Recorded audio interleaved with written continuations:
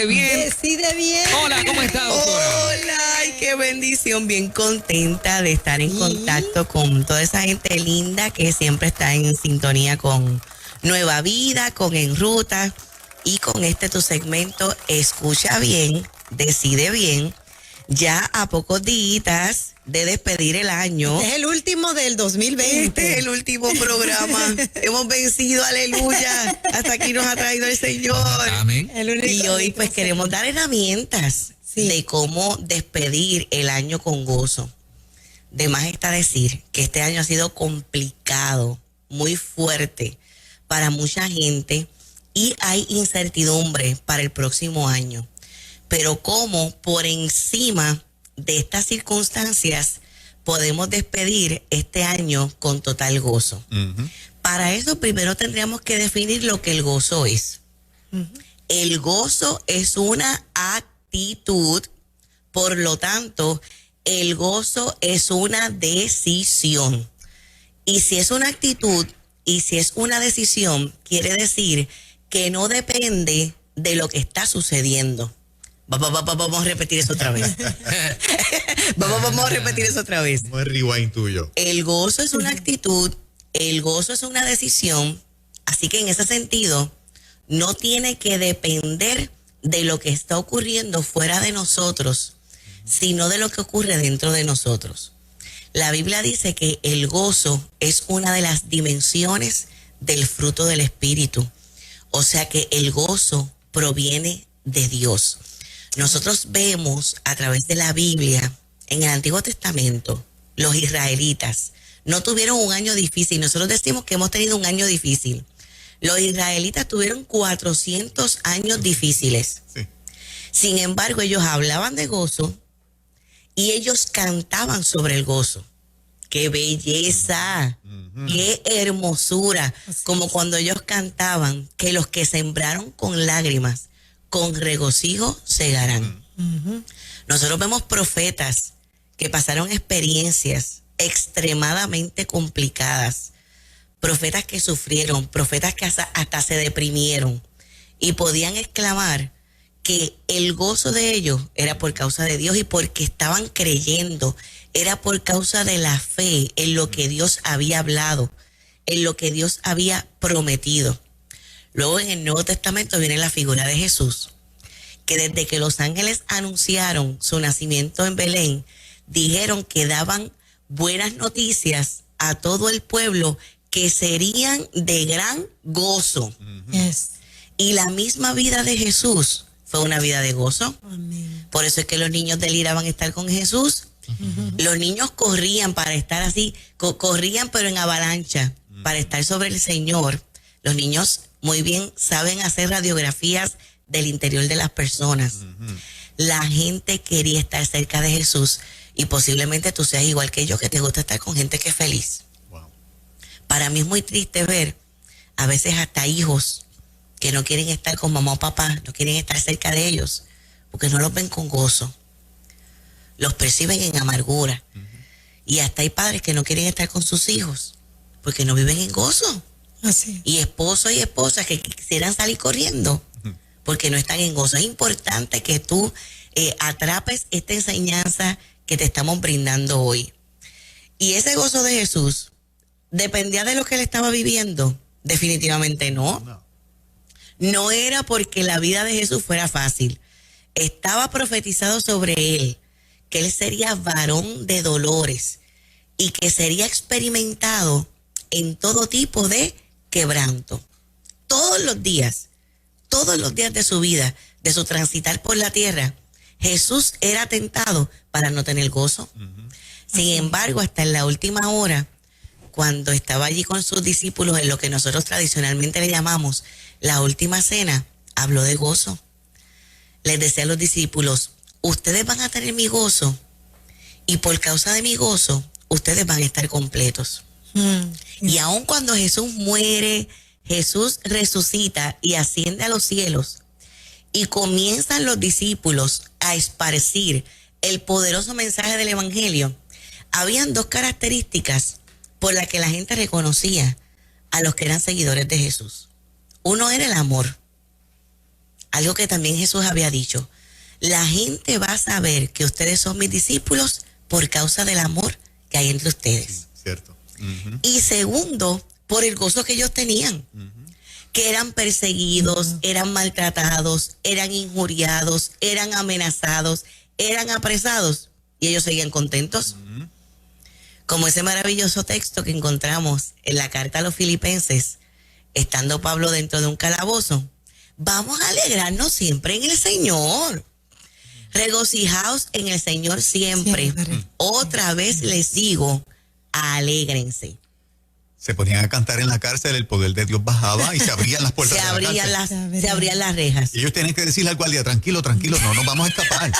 Esto fue que el fuego de Dios bajó aquí, tranquilo. Estamos aquí dentro, en la cárcel, aquí en el saloncito. En obediencia. Ajá. Aunque la tierra tiemble, tenemos que cantar. Increíble. Ese salmo era el favorito de Roberto Clemente. Dios es nuestro amparo y nuestra fortaleza, nuestro pronto auxilio en la tribulación. Aunque se traspasen los montes a la mar, aunque la tierra tiemble, aplicable este tiempo en Puerto Rico, aunque la tierra tiemble, tenemos que cantar. Lo que es el cantar con alegría, con felicidad y con gozo, más allá y por encima de lo que mis ojos físicos puedan estar viendo, más allá y por encima de lo que mis oídos carnales han podido estar escuchando, más allá y por encima de las malas noticias y hasta de lo que mi cuerpo físico puede estar sintiendo. Ahora bien, si yo me dejo regir por mis sentidos y entonces me dejo abacorar por lo que son las situaciones, claro que sí, que lo que va a dominar en mi alma va a ser la ansiedad y va a ser el temor. Y hay muchísima gente que eso es lo que está experimentando.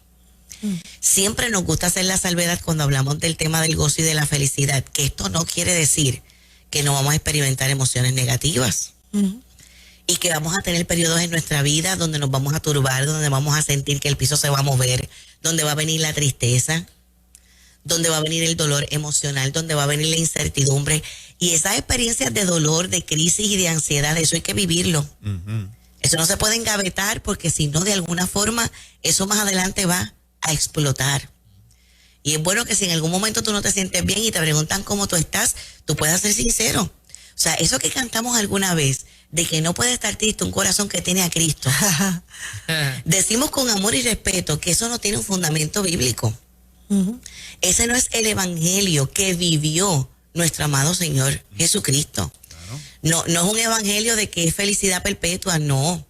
Vamos a tener nuestros momentos de dolor. Ahora, él mismo dijo, aunque en el mundo tengan aflicciones, y ahí estaba contenido, aunque en el mundo venga COVID-19, aunque haya una nueva cepa de COVID, aunque venga la crisis económica, aunque venga inestabilidad política, aunque vengan plagas, aunque vengan terremotos, pase lo que pase, venga la viudez, venga un divorcio, venga una crisis matrimonial, venga una situación compleja con uno de tus hijos.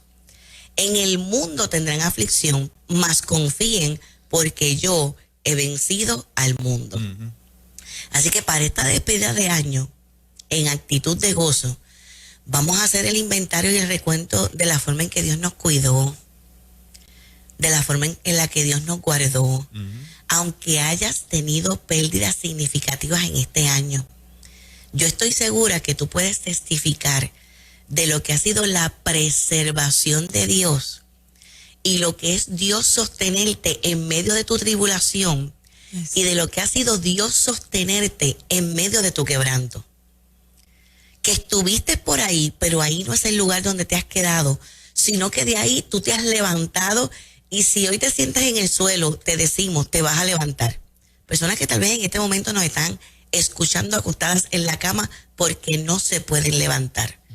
Yo creo que hay gente en este momento que está así. No han podido levantarse de la cama. Tienes puesta ahí la emisora, estás ahí en el Facebook Live, pero no te has podido levantar. En el nombre de Jesús te levantas físicamente, te levantas emocionalmente, te levantas espiritualmente y hasta por escrito. A mí me gusta en cada despedida de año como que hacer la reflexión por escrito de las cosas maravillosas que hemos vivido. Vamos a enfocarnos en lo positivo. como también el apóstol Pablo le enseña a los romanos, absolutamente todo ha obrado para bien. Todo obra para bien para aquellos que aman a Dios. Doctora, hay una predisposición familiar, o sea, hay gente que por la cultura familiar se crían como con una situación de que el gozo no les fluye y tal vez tienen que hacer un esfuerzo adicional al que otros hacemos. Definitivamente sí. Es algo que aprendieron. Se le llama dentro de la psicología lo que es el aprendizaje social. O sea, yo aprendo por referencia tanto de lo que me han hablado como también de cómo yo vi que vivieron esos modelos importantes y significativos en la vida, y que inclusive cuando te vieron a ti feliz y con gozo y lo verbalizaste, te pudieron haber dicho expresiones como: te estás riendo ahora porque ya mismo vas a llorar. Mira qué cosa. Sí. Wow. Que podemos decir diabólica. Sí. Mira, te estás riendo mucho, ya mismo vienen por ahí las lágrimas. Algo malo va a pasar. Algo malo va a pasar. ¿Verdad? Hay unas cuestiones a nivel familiar y hasta socioculturales que se siguen repitiendo. Para algunas personas es bien difícil asimilar este mensaje del gozo, porque no es lo que nos han enseñado. No es lo que nos han enseñado. Nos han enseñado más a abrazarnos al dolor y nos han enseñado más el postulado de que nuestras emociones dependen de las circunstancias. O sea, que las experiencias son las que van a condicionar y determinan cómo se supone que tú te sientas. Por eso cuando tú internalizas este principio bíblico y tú comienzas a experimentarlo y tú lo comienzas a vivir, voy a hacer esta expresión en el mejor sentido de la palabra, tú te conviertes en un anormal. En el sentido de que te saliste de lo que es la norma. Y algunos van a decir, pero ¿cómo es posible que él se esté riendo cuando se supone que esté llorando? Es que el gozo no está condicionado. No está condicionado. Sabes que nuestros hermanos católicos tienen una alabanza que a mí me encanta. Desde pequeña la escucho. Pienso que ustedes saben cuál es, la que dice: fácil es cantar cuando estás en la paz, pero en el dolor es mejor cantar. Cantar. Y tú sabes que, Moraima, qué lindo que traes eso. Hay evidencia científica de que cuando nosotros cantamos, que como decíamos hace unos minutos, era una práctica del pueblo hebreo, pero es una práctica espiritual y terapéutica. Porque el pueblo hebreo tenía todo este conocimiento de lo que es cuando yo canto y salen esas ondas sonoras por mis cuerdas vocales, el impacto que eso tiene. Los salmos, que son un himnario, que es cantar la palabra y cantar las promesas de Dios. Cuando yo hablo, la fe, que es creer, que es lo que me despierta a mí el gozo, en la fe. Es el yo creer. La fe viene porque por el oír. Principio que también el apóstol Pablo le enseñó a los romanos. La fe viene por el oír, también porque se estaba quedando ciego, no la podía leer, pero él se la hablaba a él mismo. Y cantarla, cantarme yo la palabra. Cuando yo emito sonidos, por donde primero entran esas ondas es por mis propios oídos. Como hemos dicho muchas veces en el segmento, y hablando hoy de gozo, aplica mucho más. ¿Qué es lo que tú te hablas y qué es lo que tú cantas? Así. ¿Qué es lo que tú te vas a hablar y qué es lo que tú te vas a cantar en esta despedida de año? Se ha podido hasta tomar fotografía de las ondas cerebrales, de lo que ocurre cuando nosotros nos hablamos palabra buena y de cuando se canta.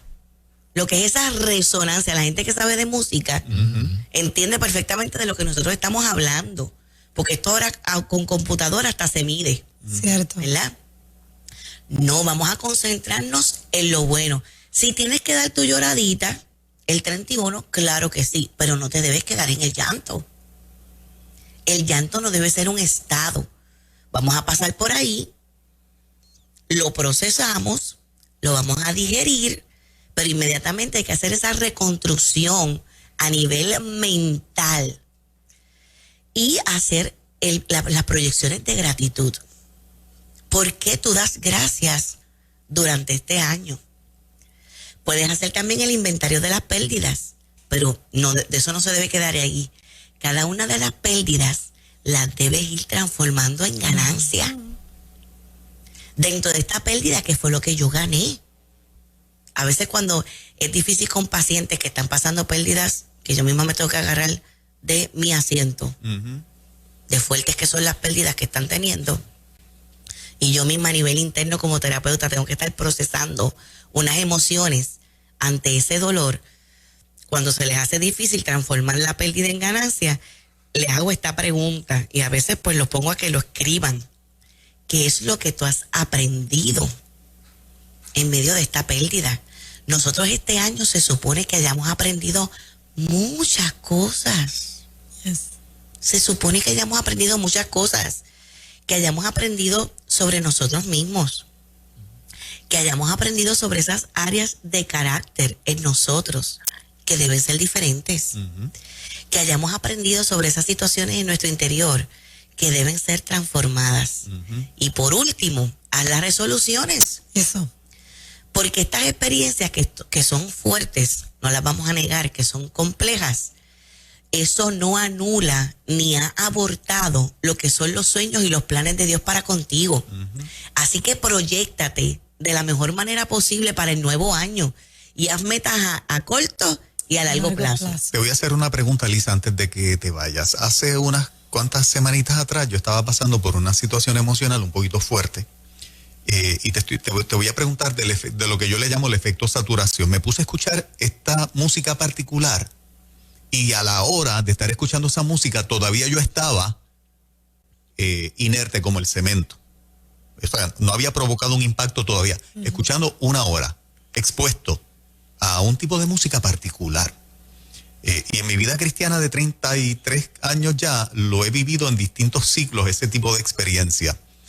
Pero a la hora y pico me acuerdo de esta canción que tuve que ir a buscarla de manera específica.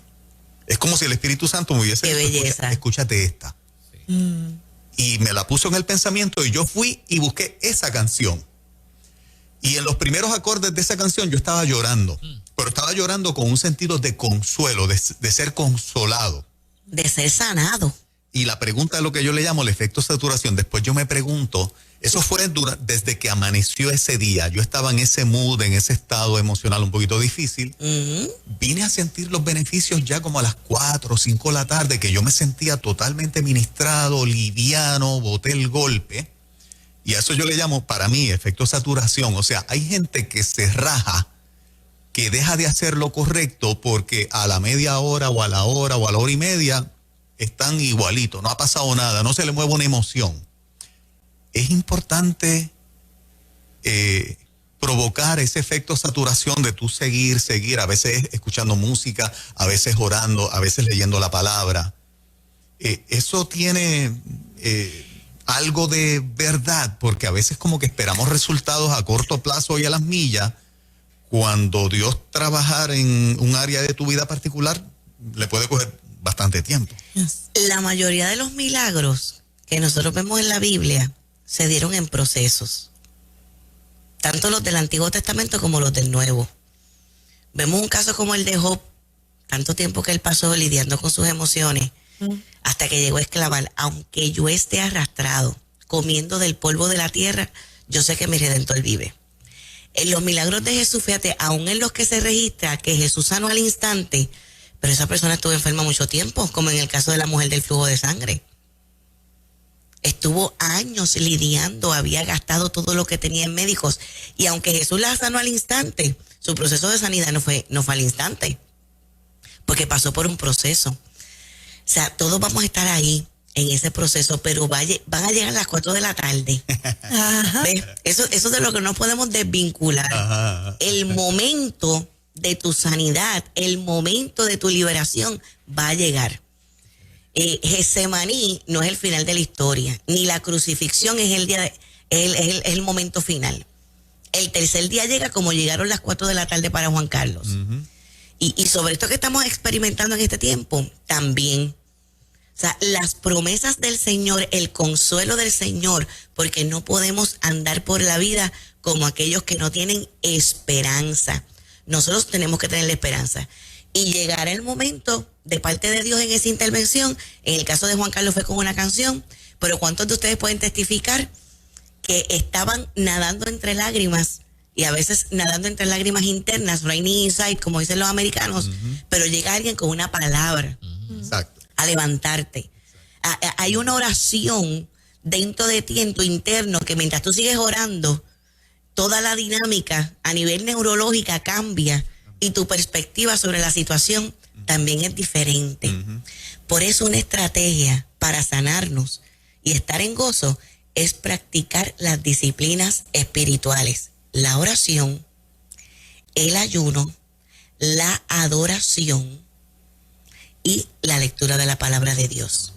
Cuando hacemos eso, mira, eso funciona como un cambio de palancas, que te sientes triste y de momento dices, adiós, ¿qué pasó? Se manifiesta el gozo del Señor. Amén. Tremenda, Wow, doctora excelente. Liz Millán, escucha bien, decide bien, que siempre es una bendición tremenda. Amén. Lamentablemente no regresamos hasta el año que viene. Nos vemos el año que viene. Nos vemos el año que viene. La semana que viene. Qué rico, muchas bendiciones. Y le recordamos a la audiencia buscar nuestros libros de sanidad interior: Vive Libre, Vive Feliz, El Perfil Psicológico de Jesús, Lo que la pérdida no te puede quitar, y el más reciente, Mujer, conoce tu valor y vive con propósito. Gracias, Muchas Liz. gracias, Muchas Liz. felicidades. Bendiciones. Qué bueno. 8:56.